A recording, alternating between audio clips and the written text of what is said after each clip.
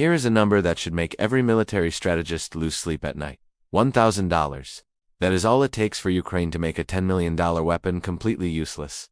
Not by destroying it, not by jamming it, not by outsmarting it with artificial intelligence or satellite technology, by making the enemy chase something that never existed in the first place. And Russia is falling for it, over and over again, burning through irreplaceable ammunition and irreplaceable time, filming the wreckage and calling it a victory, while the real weapons sit safely on the other side of the battlefield, waiting.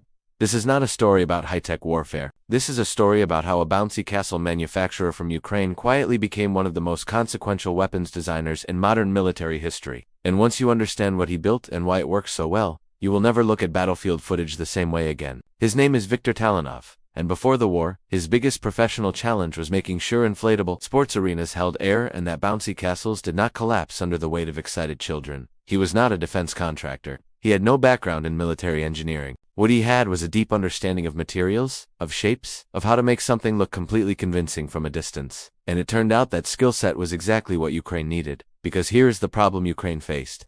Tanks are expensive. Tanks are slow to manufacture. Tanks are being destroyed faster than they can be replaced. And in a battlefield now saturated with drones capable of spotting anything that moves, a real tank is not just an asset. It is a target. A very expensive, very finite target. So Talonov's team did something elegant. They asked a different question entirely. Instead of asking how do we protect our tanks, they asked, what if the enemy spent all their energy attacking something that was never a tank to begin with? CTA 1. Natural placement, approximately 1 minute. If this kind of real-world strategic thinking interests you, hit subscribe right now. We break down exactly how modern conflicts are actually being fought, not just what the headlines say. The inflatable decoys Talonov's team produces are not simple balloon replicas. These systems are engineered with a level of detail that is frankly shocking when you consider the price point. Each decoy is designed to mimic the silhouette of real late Soviet-era military hardware: tanks, artillery systems, multiple rocket launchers. From the air, at the distance a drone typically operates, they are nearly indistinguishable from the real thing. Most estimates place the cost of each unit at around $1,000. A real M1 Abrams tank costs between $9 and $13 million. A HIMARS rocket system costs several million for the launcher alone.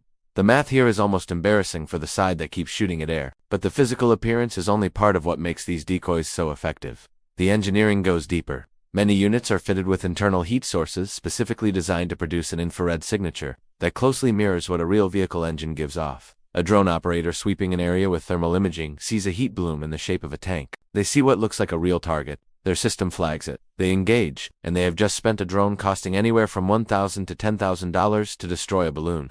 Future versions are reportedly being upgraded with smoke generators to simulate exhaust and electronic components, capable of broadcasting false radar and radio signals. At that point, every detection system short of a soldier physically walking up and touching it would confirm the target as legitimate. And walking up to a Ukrainian frontline position is not something Russian forces are eager to do. Here is the part that most analysis misses entirely. The decoys do not need to fool anyone completely. They only need to create doubt. And doubt, in a combat environment, is its own kind of weapon. According to Talonov himself, the moment a drone operator starts asking whether a target is real or fake, the mission has already been disrupted. The operator has to stop, has to evaluate, has to call it in, wait for confirmation, or make a judgment call on an uncertain target. Every second spent in that loop is a second not spent on reconnaissance, not spent tracking actual Ukrainian movements, not spent coordinating the next strike. Ukraine amplifies this effect by treating the decoys exactly as they would treat real equipment. They move them, they reposition them the way an actual commander would reposition a tank battalion. They create patterns of movement that look like genuine tactical decisions. Russian intelligence analysts watching from above see what appears to be a live, active force maneuvering across the battlefield. They dedicate resources to tracking it. They brief commanders on its position, and all of it is a ghost. Disclaimer after 3 minutes. Everything discussed in this video is based on publicly available reporting, open source intelligence, and officially cited data. All figures and statistics referenced reflect information from credible public sources. This channel does not promote or endorse any military action, and the content is presented purely for educational and analytical purposes. Now here's where the story gets even more interesting. Because the inflatable decoy is not a standalone tactic. It is one piece of a much larger philosophy that Ukraine has built around a single core insight. Cheap beats expensive when cheap is smart. Take fishing nets. Along sections of the front line, Ukrainian forces have strung up commercial fishing nets to intercept and disable incoming drones. But it works particularly well against fiber optic guided drones. A type of drone that cannot be jammed because it is connected to its operator by a physical cable, not a wireless signal. The fishing net tangles the drone, or it catches the cable and severs it. Either way, a sophisticated piece of military hardware is neutralized by equipment you could buy at a sporting goods store. Ukrainian engineers have also developed FPV drones, specifically designed to intercept and cut the fiber optic cables on enemy drones mid-flight, and in what might be the most unexpected development in modern aerial combat. One team built a drone carrying a loaded shotgun, designed to physically blast opposing drones out of the sky. There is something deeply human about that solution. When all the advanced technology in the world fails, someone builds a drone with a shotgun. Even small arms have become part of the anti-drone toolkit. Soldiers on both sides regularly shoot drones with rifles.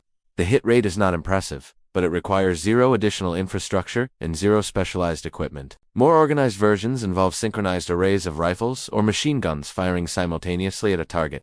Russia has gone further, mounting multiple automatic weapons on light vehicle platforms to create mobile anti-drone gun trucks. Crude, but functional. CTA-2 natural placement, approximately 5 to 6 minutes. Drop a comment below. What do you think is more dangerous in modern warfare? $1 billion system or $1,000 idea? We read every comment. There is a fascinating split happening in this conflict between two completely different types of deception, each targeting a different kind of sensor. On one side you have the decoy strategy. Make something look exactly like a real target so that human operators and AI targeting systems both flag it and engage. On the other side, you have camouflage and disruption. Make something look so wrong that automated systems cannot recognize it at all. The most extreme version of the camouflage approach produced one of the stranger images of the entire war. Russian strategic bombers, aircraft worth hundreds of millions of dollars, were photographed covered in old rubber tires, arranged as improvised protection against drone strikes. The logic was that drones targeting the heat and silhouette of an aircraft might be confused by the irregular shape and thermal mass of the tires. When that proved insufficient, Russia moved to simply painting tire shapes onto the aircraft. Not real tires, paint. They gave up on the actual material and went straight to the illusion. And here's the strange part. It might still work, because machine learning-based targeting systems recognize targets by comparing them against trained profiles. An aircraft covered in painted shapes no longer matches the clean silhouette the system was trained to identify. The algorithm hesitates, it flags uncertainty. The human operator has to make a call, and again, that hesitation is the goal. That is the weapon. Step back from the individual tactics for a moment and look at what all of this adds up to. The entire economic logic of this war has been quietly inverted from what military planners expected. For most of the 20th century, the side with the most expensive, most sophisticated hardware won. More tanks, better planes, longer-range missiles, that was the equation. Ukraine is rewriting it. When Russia fires a guided missile at an inflatable decoy, it has just spent anywhere from tens of thousands to hundreds of thousands of dollars to destroy something that costs $1,000. When a Russian drone strikes a fake HIMARS launcher, Russian state media films the wreckage and broadcasts it as a strategic success. The propaganda machine needs wins, so it takes the win, even knowing somewhere internally that the win is hollow. Meanwhile, Ukraine's actual HIMARS launcher is 3 kilometers away, fully operational, ready for its next mission. This is not accidental. Ukraine is deliberately engineering situations where Russia's incentive structure works against itself. Russia needs to show progress. Russia needs to validate its drone and missile expenditure with visible results. So Ukraine gives Russia visible results that cost almost nothing to produce, while protecting the assets that actually matter. The numbers behind Russia's situation help explain why this strategy is working so well. Casualty estimates from multiple sources suggest Russia has suffered over 1 million casualties since the start of the conflict, including hundreds of thousands of deaths. Drone strikes deep inside Russian territory have reportedly caused an 18% reduction in oil processing capacity, a serious blow given that energy exports have historically funded roughly 40% of Russian government revenue. By early 2026, Russia's manpower problem had become severe enough that the country moved to year-round conscription, with new legal measures making it harder for eligible men to avoid service or leave the country before being drafted. The front line stretching roughly 800 miles across, Ukraine has become so drone-saturated that conventional troop movements are extraordinarily costly. Most of the actual territory changing hands involves thin strips of land and single villages. One, at enormous cost in lives and equipment. Every inflatable decoy is not just saving one Ukrainian weapon, it is forcing Russia to spend finite ammunition, finite drone resources, finite operator time, and finite political capital on targets that do not exist. Multiply that across hundreds of decoys, across months of operations, and the cumulative drain is significant. Russia's military machine is not being defeated in a single decisive battle, it is being slowly hollowed out from the inside. There is a lesson here that goes far beyond Ukraine.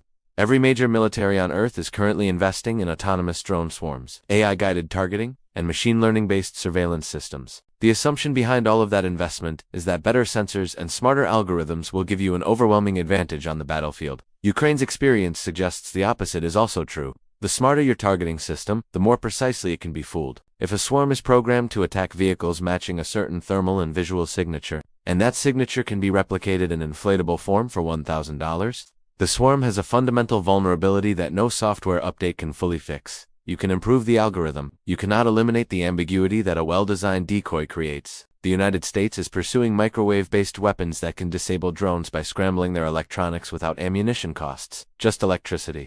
Laser systems are in development. These technologies may eventually change the equation again, but they are not ready yet. And in the gap between what exists today and what might exist in 5 years, Ukraine is proving that a creative idea executed cheaply and at scale can compete with and even outperform systems that cost millions of times more. The old rules of warfare said that industrial capacity determined outcomes. The side that could build the most tanks, manufacture the most shells, and sustain the largest army would eventually grind the other side down. That rule is not gone, but Ukraine has added a new variable: innovation speed. The ability to identify a problem, find an unconventional solution, produce it cheaply at scale, and deploy it before the enemy can adapt. Russia had massive advantages in equipment, manpower, and industrial depth when this conflict began.